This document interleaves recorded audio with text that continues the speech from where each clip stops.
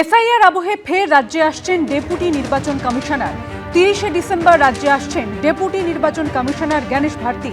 শুনানির কাজ খতিয়ে দেখবেন ডেপুটি নির্বাচন কমিশনার। জরুরি পর্যায়ে বৈঠক করবেন রাজ্যের মুখ্য নির্বাচনী আধিকারিকের সঙ্গে। 31শে ডিসেম্বর ফিরে যাবেন দিল্লিতে, এমনটাই খবর নির্বাচন কমিশন সূত্রে। জ্ঞানেশ ভারতীর সঙ্গে থাকবেন দুই আধিকারিকও।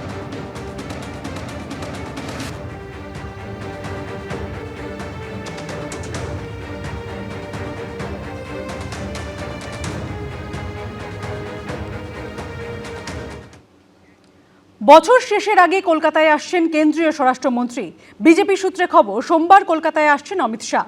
প্রাথমিক পরিকল্পনা অনুযায়ী সেদিন সল্টলেকে বিজেপির কার্যালয়ে বৈঠক করবেন তিনি।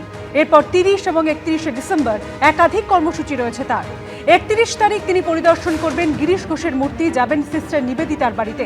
এর মধ্যেই বিজেপি বিধায়ক এবং সাংসদদের সঙ্গে বৈঠক করবেন অমিত শাহ। বছর শেষের আগে কলকাতায় আসছেন কেন্দ্রীয় স্বরাষ্ট্রমন্ত্রী অমিত শাহ। বিজেপি সূত্রে খবর, সোমবার কলকাতায় আসছেন তিনি। প্রাথমিক পরিকল্পনা অনুযায়ী সেদিন সল্টলেকে বিজেপির কার্যালয়ে বৈঠক করবেন তিনি। এরপর 30 এবং 31শে ডিসেম্বর একাধিক কর্মসূচি রয়েছে তার। 31 তারিখ তিনি পরিদর্শন করবেন গিরিশ ঘোষের মূর্তি, যাবেন সিস্টার নিবেদিতার বাড়িতে। এর মধ্যেই বিজেপি বিধায়ক এবং সাংসদদের সঙ্গে বৈঠক করবেন অমিত শাহ।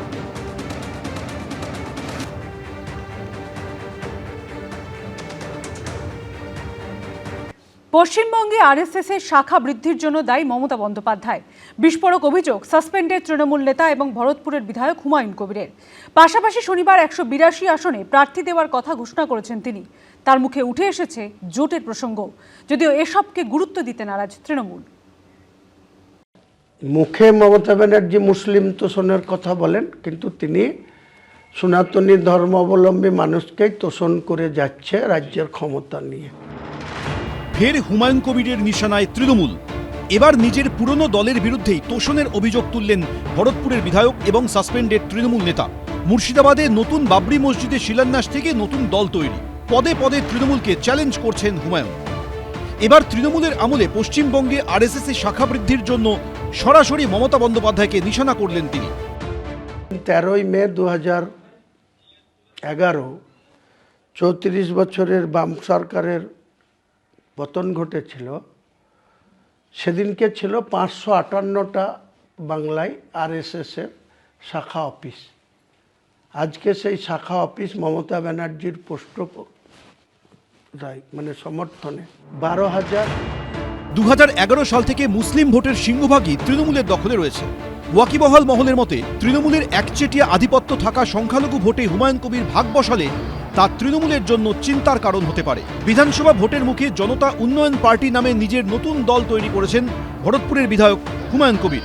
কিন্তু কত আসনে লড়াই করবে তার দল, তা নিয়ে এদিন নতুন দাবি শোনা গেছে তার গলায়। পাশাপাশি এদিন ফের একবার জোট নিয়েও মুখ খুলেছেন হুমায়ুন কবির। আমি 135 বলেছিলাম, আজকের দিনে আমি বলছি 182টা আসনে প্রার্থী দেবো আমাদের জোট সঙ্গীদের নিয়ে। কাকে কটা ছাড়বো, তারা আমাকে কটা ছাড়বে, সেটা তাদের সঙ্গে কথা হবে। বাংলার রাজনীতিতে আগামী দিনে আমি এবং আইএসএফ আমরা একটা জোটবদ্ধ হচ্ছি। তার সঙ্গে আইএম আসাদুল্লাহ ওয়াইসির দল যদি যোগদান করে তাদেরও আমি ওয়েলকাম জানাচ্ছি। লড়াই হোক না, অল আউট লড়াই হোক। হুমায়ুনের বক্তব্যকে গুরুত্ব দিতে নারাজ তৃণমূল। তৃণমূলের মহিলা সংগঠনের শহর স্তরের কমিটি গঠন ঘিরে তৃণমূলের দুই গোষ্ঠীর মধ্যে শুরু হলো অশান্তি, বাকবিতণ্ডা। প্রবল উত্তেজনা ছড়ালো দক্ষিণ দিনাজপুরের বালুরঘাটে। প্রকাশ্যে চলে এলো তৃণমূলের আদি নব্যদ্বন্দ্ব। তৃণমূলের আদি অর্থাৎ বিক্ষুব্ধ গোষ্ঠীর অভিযোগ, নতুন তৈরি করা শহর কমিটি থেকে বাদ পড়েছেন একাধিক পুরনো কর্মী। যদিও গোটা ঘটনাকে আমল দিতে নারাজ নব্য গোষ্ঠী। আর এদিকে গোটা ঘটনায় খোঁচা দিতে ছাড়েনি বিজেপি। কথা কাটাকাটি, বাকবিতণ্ডা। তৃণমূল কংগ্রেসের মহিলা সংগঠনের শহর স্তরের কমিটি গঠনে আদি নব্যের দ্বন্দ্ব ঘিরে উত্তেজনা ছড়ালো দক্ষিণ দিনাজপুরের বালুরঘাটে। মহিলা তৃণমূল কংগ্রেসের এক গোষ্ঠীর বিরুদ্ধে ক্ষোভ উগরে দিল আরেক গোষ্ঠী। কমিটিটাতে মহিলা টাউন প্রেসিডেন্ট, ওনারা নিজেরা মিলে নিজেদের মতো করে টাউন নিজেদের মতো করে সাজিয়েছে। মানে যখন আমরা বলতে যাই কেন এটা হয়েছে কিভাবে, তখন ওনারা আমাদের উপর মানে চড়াও হয়েছে বলতে মানে উচ্চস্বরে কথা বলা। ন্যাচারালি ওরা যখন যাওয়া হচ্ছে তখন আমাদেরও একটু গলাটা বেড়েছে। গীতাদি আর শাশ্বতী ওনাদের বান্ধবীর মতন ছিলেন আগে, তো ব্যক্তিগত কিছু কারণে ওনাদের মধ্যে কিছু হয়তো হয়েছে। স্থানীয় সূত্রে খবর, তৃণমূলের মহিলা সংগঠনের দক্ষিণ দিনাজপুর শাখায় ক্রেতা সুরক্ষা দপ্তরের মন্ত্রী বিপ্লব মিত্রের অনুগামীদের একটি গোষ্ঠী রয়েছে। তারই মধ্যে আবার আদি ও নব্যের নিরিখে দুভাগ হয়ে আছেন মন্ত্রীর অনুগামীরা। নব্য গোষ্ঠীতে রয়েছেন জেলা মহিলা তৃণমূলের সভানেত্রী স্নেহলতা হেমব্রম। আদি গোষ্ঠীতে রয়েছেন অভিযোগকারী তৃণমূল কর্মীদের মধ্যে অনেকেই।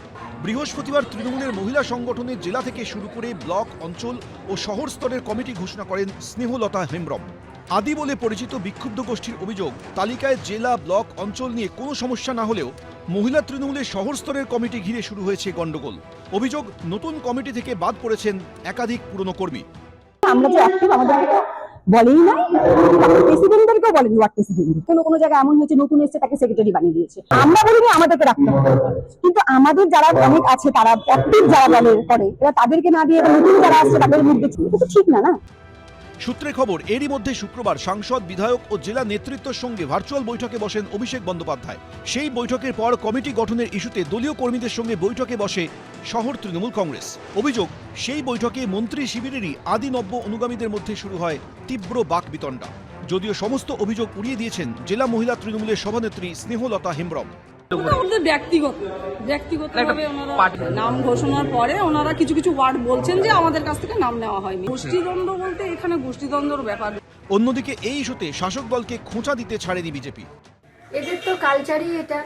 এরা রাজ্য থেকে শুরু করে জেলা বা বুথ স্তরে এরা কেউ কাজ করে উঠতে চায় না। এরা একে অপরকে নেতাকে ধরে বিনা যোগ্যতায় এরা পদ নিতে চায়। কারো যদি যোগ্যতা থাকে তাকে বলতে হবে না, এমনি পদ পেয়ে যাবে। কিন্তু এরা পদ নিয়ে মারামারি করে এই জন্যই যে এদের মধ্যে সুশৃঙ্খল না এরা, বা এরা রাজনীতিটাই বোঝে না। এদের রাজনৈতিক যে জ্ঞান থাকা দরকার সেই রাজনৈতিক জ্ঞানই নেই এদের মধ্যে। আর তাদেরকে নিয়ে এসে তৃণমূল বড় বড় পদে বসিয়েছে। রাজ্যের আর কি হবে, আর আইন শৃঙ্খলায় বা কি থাকবে। বিধানসভা নির্বাচনের আগে এখন এই দ্বন্দ্ব তৃণমূল কিভাবে সামাল দেয় সেটাই দেখার। মুন্না আগরওয়াল, এবিপি আনন্দ, দক্ষিণ দিনাজপুর। এবিপি আনন্দ, এগিয়ে থাকে, এগিয়ে রাখে।